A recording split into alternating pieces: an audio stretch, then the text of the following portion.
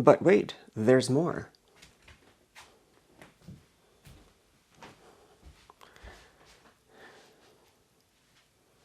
I was talking to a friend of mine about the electric boat and the cost of the batteries versus traditional diesel, and he said something that kind of really struck me about the initial cost of the batteries. It's basically like you're buying most of your fuel up front.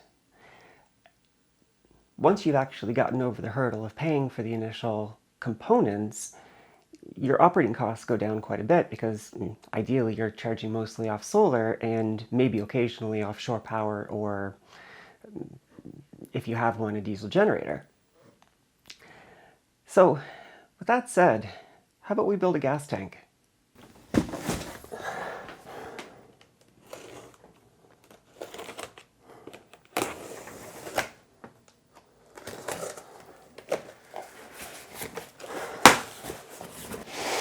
Oh, they go halfway down.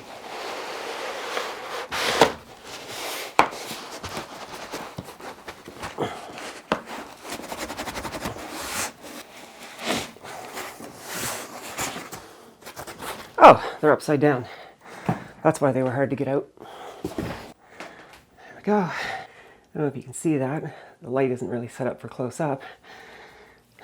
3.2 volt, 0.21 milliohms internal resistance, 280 amp hour. This is the first of 100 of these cells. I think this is going to be the largest build on YouTube so far. Should be fun. Oh, they're a little bulged. It's the first two. You can see, if I could do this,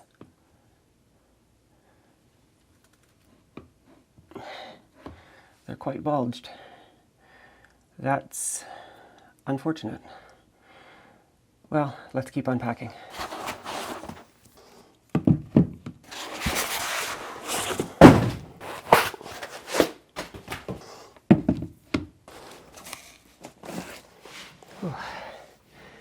Coming off a second bout of COVID.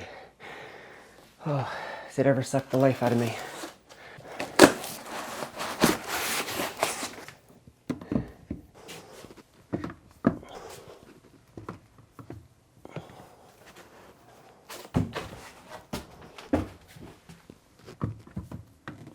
I'm going to very rapidly run out of space here. I don't know if it's just me, but some of these boxes seem like they're different sizes. I know one box is going to contain, I think they're 12 amp hour cylinder cells for a separate project I'm working on. More on that later. Oh, yep, these are the cylinder cells. You know what I think they might have done? They might have packed the cylinder cells on top of the other cells. 2, 3, 4, 5.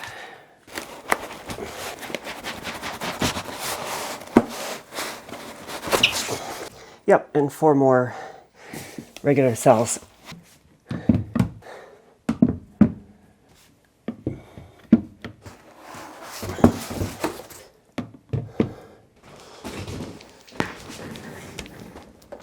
Another tall one. More of the 12 amp cells. It looks like someone at QSO hand cut all of these. That must have been a lot of work.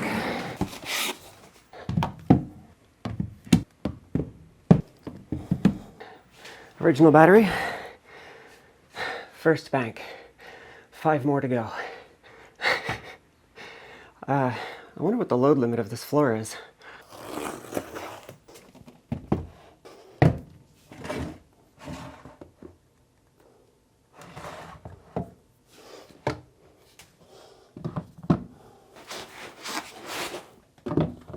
Five boxes out of 25, 20% done. I'm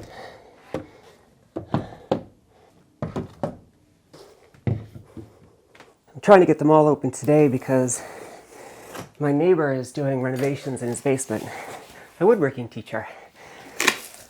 And he has kindly offered to let me throw all of this foam into the recycle bin, or into the dumpster. But he gets it picked up tomorrow. So, hell or high water, I gotta open all these today. Oh, hi GoPro, you're probably looking at my arse.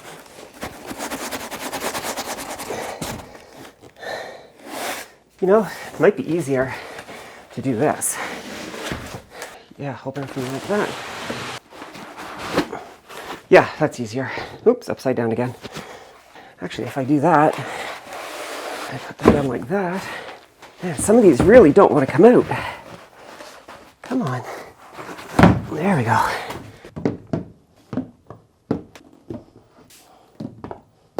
This is another tall one, so it's going to have more of the cylinder cells. I think I ordered 20. Oh, I hope this isn't a sign of things to come, but a lot of these are bloated. I don't know what state of charge they were at when they were shipped. I'm assuming around 50%.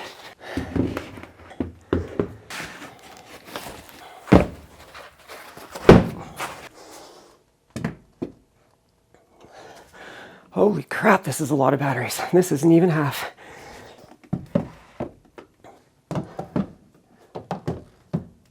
Carrying all of these down into the boat through the companionway and installing them in the engine bay is going to be a really big job. By then, I might just have to do a meetup and say, who wants to volunteer bomb batteries? Oh, some of that is suction. Some of that resistance to opening it up.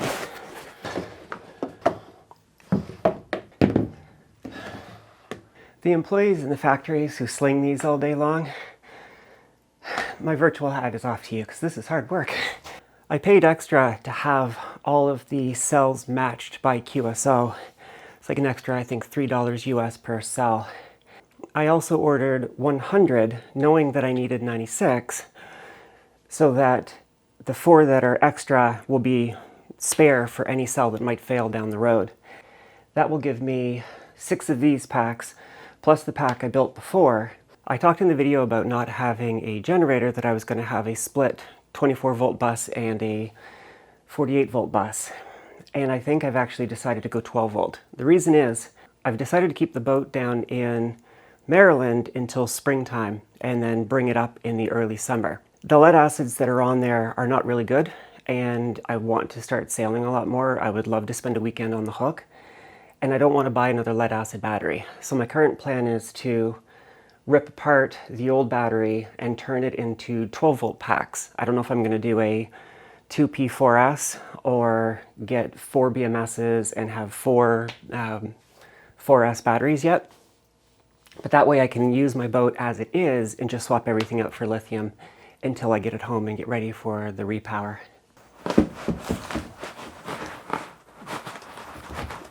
Come on. There we go.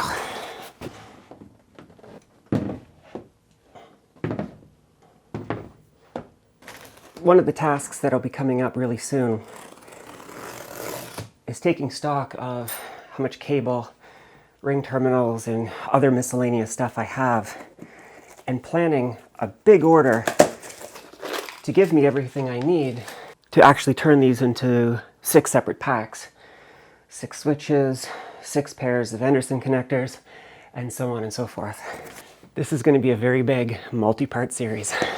To help put this into some context, a Tesla Powerwall is about 14 kilowatt hours, if I remember right. Back before I learned about batteries, I was sizing out what I would need for my house, to run my house for, I don't know how long it was, I think a day. If I recall correctly, they said that for a house of my size, I needed 1 or 2 Powerwalls to be able to run autonomously for a full day. I have the equivalent power here of, I think, 7 Powerwalls. It's just a mind-boggling amount of power. And all of that, if I've done my math right, for, what, 70 knots of actual travel distance?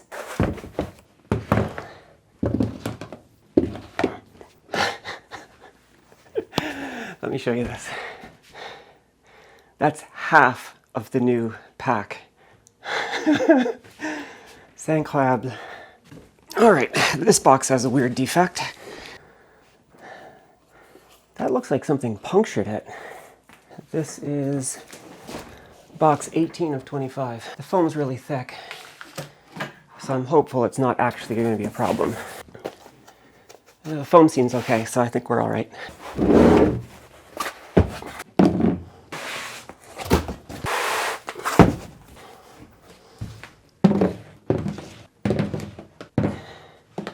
I think this is the last box with cylinder cells. I believe I ordered 20 of them. Huh. The boxes are printed on both sides.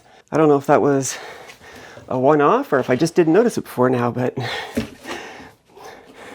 I thought the box was inside out for a second. The small things that humor me.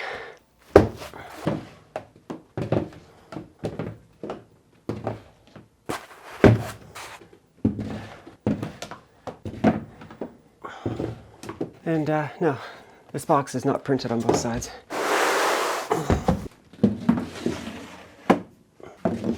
Holy mother of pearl, this is a lot.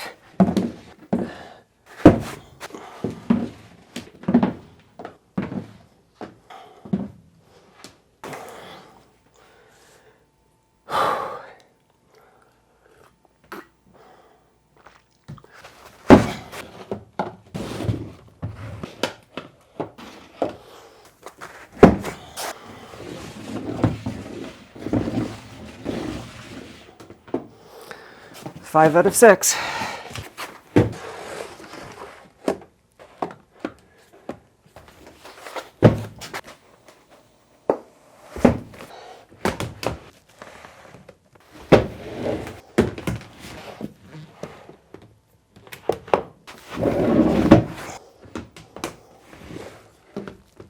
The last the last box.